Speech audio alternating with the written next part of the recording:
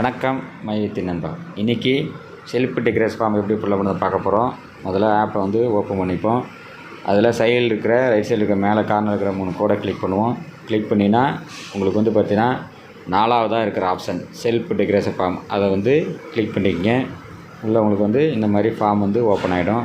இதில் முதல்ல பார்த்திங்கன்னா வாட்ஸ்அப் நம்பர் கேட்குது. நம்ம வந்து வாட்ஸ்அப் நம்பரை டைப் அடிப்போம். என்ன நம்பரோ அதில் போட்டுடலாம். அதுக்கு அடுத்தது பார்த்திங்கன்னா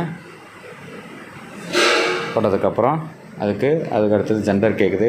அவங்க என்ன ஆணோ பெண்ணா அப்படிங்கிறத அதை செலக்ட் பண்ணிக்கலாம். பண்ணிவிட்டு அதுக்கப்புறம் அவங்களோட டேட்டா பர்த் சைடில் காலம் இருக்கிற அந்த காலண்டரை கிளிக் பண்ணிங்கன்னா இந்த மாதிரி டேட்டா பர்த் ஓப்பன் ஆகும். அதில் 2006 கிளிக் பண்ணால் முதல்ல வருஷம் ஓப்பன் ஆகிடும்.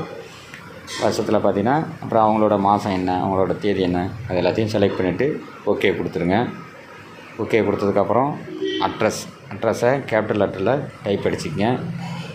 இதில் அவங்களோட முழு அட்ரஸ், அவங்க என்ன அட்ரஸில் அவங்களோட ப்ரூஃபில் என்ன இருக்கோ, அவங்க பேங்க் புக்கில் என்ன இருக்கோ அந்த மாதிரி நீங்கள் அட்ரஸை டைப் அடிச்சுக்கோங்க. அட்ரஸை டைப் அடிச்சதுக்கப்புறம் அவங்களுடைய லேண்ட்மார்க், அவங்க இப்போ அவங்களுக்கு பக்கத்தில் எந்த லேண்ட்மார்க்கு, கோயிலோ ஸ்கூலோ அடையாளம், எந்த அடையாளம் இருக்கோ அதை நம்ம வந்து டைப் அடிச்சுக்கலாம். அதுக்கப்புறம் அவங்களோட ஸ்டேட்டை செலக்ட் பண்ணிக்கலாம். ஸ்டேட்டை கிளிக் பண்ணாலே எல்லாமே வரிசையில் வரும். அந்த ஸ்டேட்டை செலக்ட் பண்ணுறோம். அதுக்கப்புறம் சிட்டியை செலக்ட் பண்ணிக்கலாம். அதுக்கப்புறம் அவங்களோட பின்கோடு நம்பரை போடணும். போட்டதுக்கப்புறம் அவங்களோட பேங்க்கோட ஐஎஃப்சி கோடு நம்பர் கரெக்டாக போட்டிங்கனாவே மற்றது எல்லாமே வந்துடும். கரெக்டாக போடுங்க. வந்துருச்சிங்களா? எல்லாமே வந்துடும். வந்ததுக்கப்புறம் செக் பண்ணிக்கிட்டு உங்களோட பிரான்ச்சான்னு பார்த்துக்கிட்டு கரெக்டான ஐஎஃப்சி கோடு வந்ததை போட்டிங்கனாவே பிரான்ச் வந்துடும். உங்கள் பிரான்ச் வந்ததுக்கப்புறம் உங்களோட அக்கௌண்ட் நம்பரை போடுங்க. உங்கள் பேங்க் புக்கை கையில் வச்சுக்கிட்டு தப்பு இல்லாமல் போடுங்க. ஓகேவா?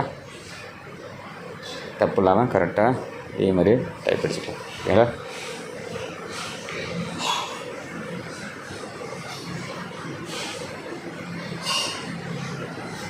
ஓகேவா? போட்டாச்சு.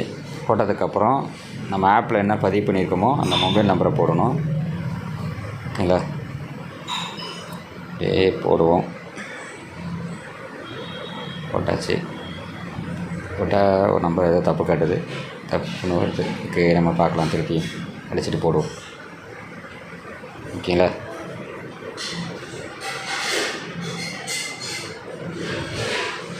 ஓகே.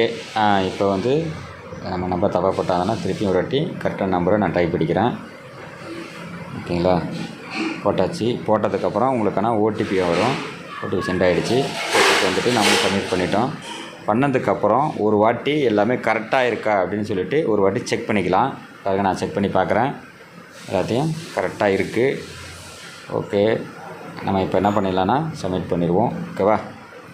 சப்மிட் பண்ணிடுவோம். ஏன்னா எல்லாம் கரெக்டாக இருக்குது. செக் பண்ணியாச்சு. அப்போ ஏன்னா புக்கை வச்சு இன்னொரு வாட்டி கூட நீங்கள் செக் பண்ணி நல்லது தான். அதனால தான் எல்லாம் செக் பண்ணிகிட்ருக்கோம். அதனால் நம்ம இப்போ சப்மிட் பண்ணிடலாம்.